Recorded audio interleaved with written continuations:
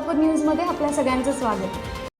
उजनी धरण परिसर पर्यटन दृष्टीने विकसित करण्यासाठी जिल्हा प्रशासनाने 150 ते 200 कोटीचा जिल्ह्याचा एकात्मिक पर्यटन आराखडा तयार केला असून शनिवारी उपमुख्यमंत्री तथा वित्त व नियोजन मंत्री अजित पवार यांच्यासमोर ते सादर करण्यात आला।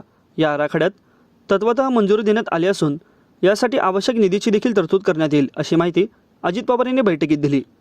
उजनी धरण परिसरात पाटबंधारे विभागाच्या जागेवर मोठे पलिवरण निर्माण करण्याचे असून यात तिकीट केंद्र व प्रतीक्षालय उभारण्यात येणार आहेत।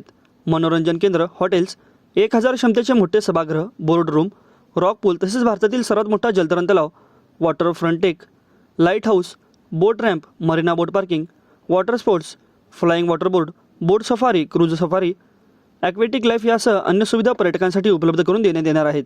उजनीच्या सर्वेक्षणास 20 जूनपासून सुरुवात होणार आहे, तर कृषी विनियार्ड आराखडा 30 जुलै रोजी तयार होईल।